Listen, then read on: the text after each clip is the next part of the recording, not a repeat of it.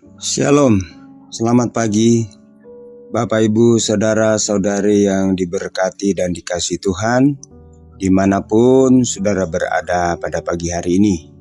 Kita berjumpa lagi dalam doa pagi GPDI Budi Mulia. Mari Bapak Ibu, sebelum kita mau baca firman Allah, biar kita berdoa dulu supaya Roh Kudus menolong kita bisa memahami, kita bisa mencerna apa maksud dari firman Allah, pesan Allah bagi kita semua di pagi hari ini. Kita berdoa. Bapa di sorga, Bapa dalam nama Tuhan Yesus, Tuhan dan Juru Selamat kami bersyukur di saat pagi hari ini Tuhan, kalau kami boleh ada, kami boleh bangun lagi dengan tubuh yang sehat, ini semua karena kemurahan-Mu. Ini bukan karena kuat dan gagah kami, tetapi kami percaya ini terjadi semata-mata hanya karena kasih sayang Tuhan. Bapa, sebelum kami melangkah di hari yang baru, kami rindu untuk dengar firman-Mu. Roh Kudus menolong kami, Roh Kudus membantu kami supaya kami boleh mengerti apa yang menjadi rencana kehendak-Mu dalam kehidupan kami. Berfirmanlah Tuhan, dalam nama Yesus. Haleluya. Amin. Puji Tuhan. Firman Allah pagi hari ini saya akan baca dari kitab Injil Matius. Injil Matius pasalnya yang ke-9. Kemudian kita akan membaca ayatnya yang ke-36 ya. Injil Matius pasalnya yang ke-9 ayat 36. Demikian bunyi firman Tuhan. Melihat orang banyak itu, tergeraklah hati Yesus oleh belas kasihan kepada mereka, karena mereka lelah dan terlantar seperti domba yang tidak bergembala. Saudara, kisah ini terjadi dialami oleh Yesus ketika dia berjalan dalam penginjilan. Dari desa ke desa, dari kota ke kota, dia memberitakan firman Allah. Dia memberitakan Injil. Kemudian dalam pemberitaan Injilnya, kalau kita baca di dalam ayat 35, ada banyak hal yang terjadi luar biasa ya, karena ada mujizat terjadi, ada orang sakit disembuhkan, orang-orang yang putus asa mereka boleh memiliki pengharapan kembali. Nah, dalam ayat 36 kita melihat ungkapan dari Yesus ketika melihat orang banyak itu, tergeraklah hati Yesus oleh belas kasihan kepada mereka. Yesus tergerak hatinya oleh belas kasihan melihat orang banyak pada waktu itu. Saudara, berbeda dengan ayat-ayat lain yang seringkali kita baca ketika dia memberi makan 5.000 orang, dia memberi makan 4.000 orang. Sama juga kata-katanya tergerak oleh belas kasihan, karena mereka sudah mengikuti dia. Ada yang sudah 3 hari, ada yang dari tempat yang jauh, mereka tidak memiliki makanan. Maka dia menyuruh murid-murid untuk memberi orang-orang itu makan. Tetapi saudara-saudara, yang kita baca pada pagi hari ini berbeda ya, karena di sini dikatakan dia melihat orang banyak itu. Kenapa? Dia melihat mereka adalah orang-orang yang terlantar ya. Mereka orang-orang yang terlantar, mereka seperti domba yang tidak punya gembala. Sebab itu kalau kita baca ayat 37 sampai dengan ayatnya yang 38, dia berkata, tuaian, dalam ayat 37, tuaian memang banyak tetapi pekerja sedikit. Karena itu mintalah kepada Tuhan yang empunya tuaian supaya ia mengirimkan pekerja-pekerja untuk tuaian ini. Jadi yang Yesus lihat di sini adalah jiwa-jiwa yang membutuhkan perhatian, jiwa-jiwa yang membutuhkan pelayanan, orang-orang yang sedang sedang terlantar, orang-orang yang sedang teraniaya, orang-orang yang sedang menuju kepada kebinasaan. Saudara, saya mau katakan firman Allah ini pertama kali disampaikan kepada murid-muridnya.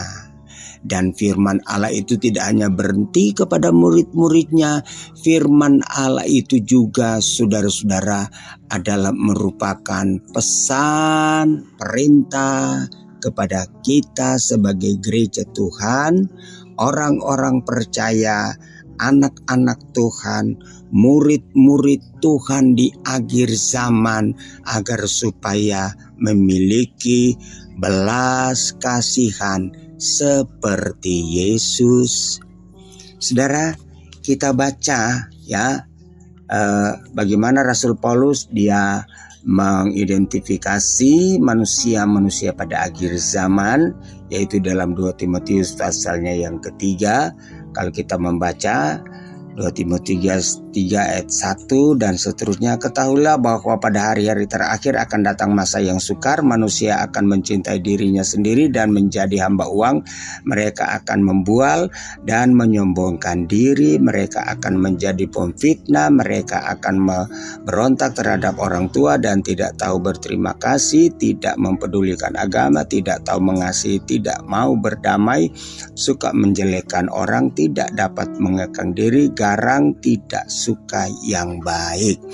Di antara saudara-saudara ya, ciri-ciri manusia yang digambarkan oleh Paulus di sini adalah orang-orang yang mementingkan diri sendiri, serakah, egois, tidak peduli dengan orang lain.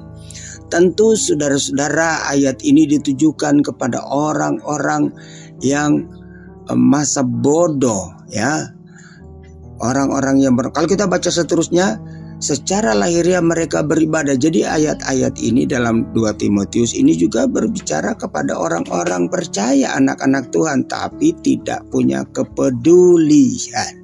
Haleluya.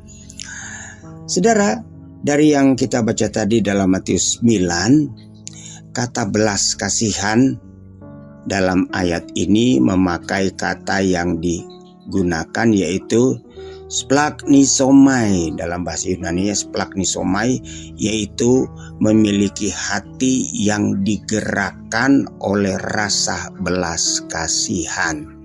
Artinya saudara-saudara, anak Tuhan, gereja Tuhan akhir zaman, ketika kita melakukan sesuatu, biarlah kita belajar kepada Yesus, yaitu lahir dari rasa belas kasihan. Bukan ingin pamer, bukan mencari nama, bukan mencari pujian, tetapi semata-mata karena ada rasa belas kasihan. Nah, kemudian apa yang mendorong Yesus merasa belas kasihan? Kata Yesus, mereka lelah. Nah, kata lelah dalam ayat ini saudara berasal dari kata Yunani, yaitu skila, yang bisa juga berarti mengganggu atau menyusahkan. Hari-hari ini banyak orang yang hidupnya terganggu dan disusahkan oleh situasi dan keadaan ya. Lelah, capek ya. Ada banyak orang sekarang lelah, capek menghadapi keadaan dunia, menghadapi kesulitan-kesulitan, lelah, dan hidup mereka menjadi tidak nyaman, tidak aman, tidak tenang karena terganggu. Ada sesuatu yang menyusahkan. Itulah kata lelah dalam bahasa Yunani, itu skila. Kemudian kata terlantar dalam ayat ini ya memakai kata Yunani, yaitu erimenoi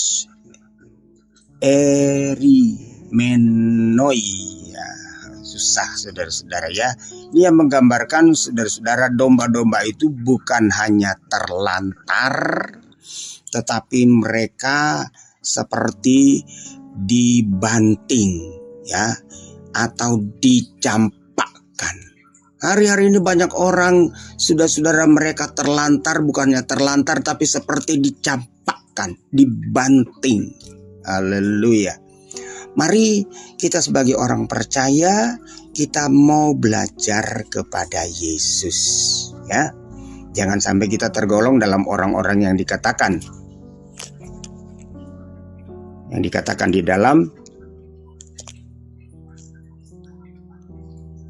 Timotius tadi, egois, tidak peduli. Tapi kita sebagai orang percaya, kita harus menjadi pengikut Yesus, kita harus meniru apa yang dilakukan oleh Yesus, memiliki empati, memiliki belas kasihan. Ya, ada rasa belas kasihan, ada rasa iba ketika melihat orang-orang terlantar, orang-orang lemah, orang-orang yang dicampakkan. Haleluya.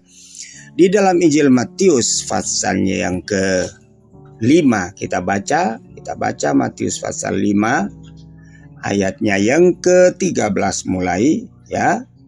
Ayat 13 mulai, kamu adalah garam dunia, jika garam itu menjadi tawar, dengan apakah ia diasinkan? Tidak ada lagi gunanya selain dibuang dan diinjak orang. Kamu adalah terang dunia, kota yang terletak di atas gunung tidak mungkin tersembunyi. Mari anak Tuhan, orang percaya, orang Kristen, kita mau bangkit, kita mau jadi terang, kita mau jadi garam, kita mau punya belas kasihan. Yesus katakan tuaian banyak tapi sedikit penuai. Mari kita mau bergabung dengan program Tuhan, yaitu menjangkau jiwa-jiwa mereka yang masih terhilang, mereka yang lelah, letih, lesu, mereka yang terlantar, mereka yang tersisih, mereka yang kalah oleh persaingan dalam dunia ini. Mereka butuh pertolongan, butuh perhatian, mereka butuh Tuhan. Siapakah yang akan menjangkau mereka kalau bukan kita sebagai murid-murid Yesus, pengikut-pengikut Yesus yang dikatakan sebagai garam dunia, sebagai terang dunia. Biar kita mau datangi mereka, kita mau memberikan rasa kepada mereka supaya mereka boleh melihat Tuhan dalam kehidupan kita. Puji Tuhan, itulah singkat firman Allah pada pagi hari ini. Biar kita mau tergugah, kita mau menjadi hamba-hamba Kristus, tangan-tangan Tuhan, kaki-kakinya Tuhan, matanya Tuhan. Ketika kita melihat orang-orang yang terlantar, orang-orang yang lelah, letih, lesu. Tuhan Yesus memberkati kita semua. Kita berdoa. Bapa Surgawi, terima kasih kalau pagi hari ini kami boleh dengar firman-Mu. Biarlah Roh Kudus memampukan kami agar supaya kami dapat meneladani Tuhan dalam kehidupan kami. Kami bukan hanya mengerti firman-Mu, tapi kami mau melakukannya dalam tindakan kami, dalam perbuatan kami, ketika kami melihat orang-orang yang membutuhkan pertolongan. Terpujilah nama-Mu ya Tuhan. Hamba juga berdoa Engkau berkati umat-umat-Mu yang mendengarkan siaran doa pagi pada pagi hari ini. Apapun persoalan permasalahan mereka, Tuhan Yesus tolong. Yang sakit Tuhan sembuhkan dalam nama Yesus. Yang susah Tuhan hiburkan, yang lemah Tuhan kuatkan. Mereka yang berbeban berat Tuhan berikan kelegaan dan kelepasan. Mereka yang tertutup jalan, Tuhan bukakan jalan bagi mereka. Terpujilah nama-Mu Tuhan. Dalam nama Tuhan Yesus Kristus, Tuhan dan Juru Selamat kami sudah berdoa dan mengucap syukur. Haleluya. Amin. Puji Tuhan. Selamat pagi. Tuhan Yesus memberkati. Amin.